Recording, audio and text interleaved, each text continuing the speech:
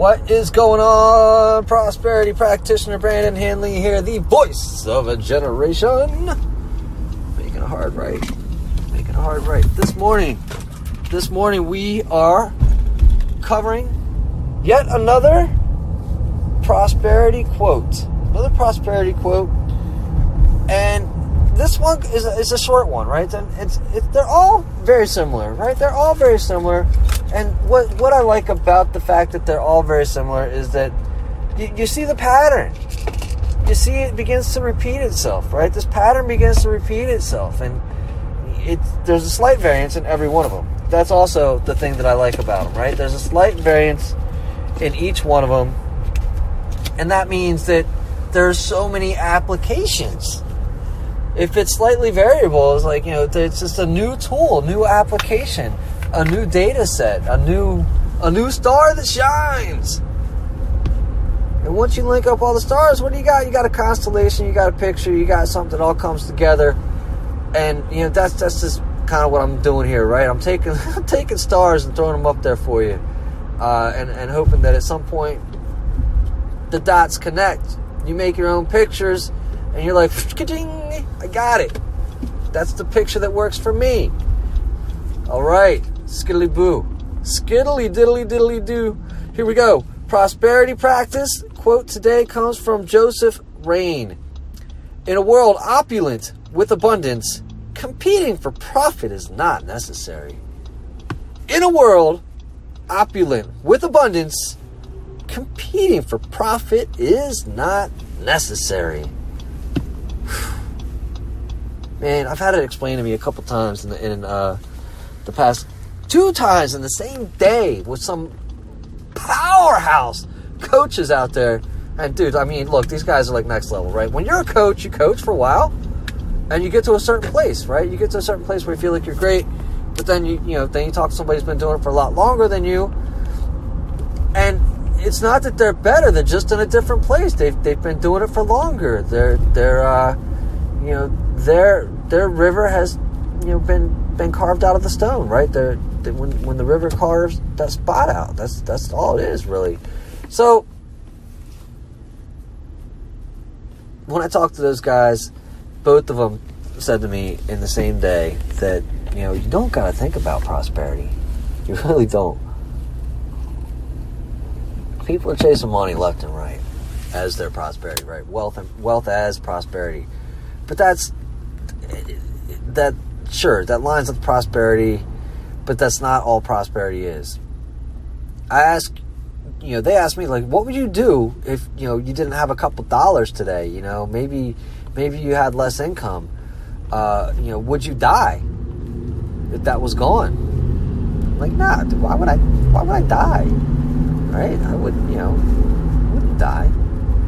Like, well, what about air? What if you didn't have any air for a couple minutes? Would you die then? You're like, well, yeah, dude, you died. You're like, well, you're breathing the most precious thing of all, the most abundant thing that keeps you alive in this world, in this existence. And you're focused on this other thing, and that's fine. You'll focus on money, but you're already surrounded by prosperity. Prosperity is already everywhere you look. And that's what Joseph Rain is saying here. I mean, look, in a world opulent, that means it's like brimming over, shining, gorgeous, over the top, decadent, with abundance. Each breath you take, there are zero limits. I mean, look at where you are today. Are you breathing in and out with ease? Do you even have to think about it? Do you even have to think about it? Your heart is beating, your blood is creating in your body. You can't even buy blood. Well, I guess you can, but you get what I'm saying. You have to buy blood, but your body's creating it. Like, look at the abundance that you're creating already. Life in of itself, that's right here. Right here, this very thing that you are and what you're living is abundance. You are abundance. And when you recognize that, the breath that you're taking, And you don't even have to think about that abundance. That it's already all around you. That it's totally right here. The very thing that you need to live is here in abundance. Air that you breathe. How difficult is it truly for you to get food to eat in abundance? You know, if you've got food in your refrigerator for more than one meal, you know, you're better off than like 97% of the population. There's so many people out there without. Maybe that's a high number, 50% of the population of the world. I don't know what the stats are, but you get what I'm saying. There are people out there that don't have more than one meal. My guess is if you've got a phone, if you've got the access to the internet, you've got a cell plan, that you're living a life of abundance. You probably got clean clothes on. And when you recognize that you are living this amazing life of abundance, that you have all the things that you need, and in mass excess. Don't tell me you don't got a cable bill. Don't tell me, you know, you've got bills to pay. But what are they bringing to your life? They're bringing you all the things that you want. You're paying for them. And that's because you want them in your life. You've created that. You've made that happen. You've made that happen in your life. And that's something to maybe crow about every once in a while. Look around. Look at everything you've created in your life. And you probably did it fairly easily. Sure, you get up, you do a little bit of a grind. But you don't got to compete for profit. I love he said, you don't got to compete for profit. As long as you're just giving people like the absolute value that they need. You know, that's what I learned from Science of Getting Rich. If I can exchange something I have, I'm able to give to somebody else, and they get more use value out of it than the cash value that they exchanged, then they win.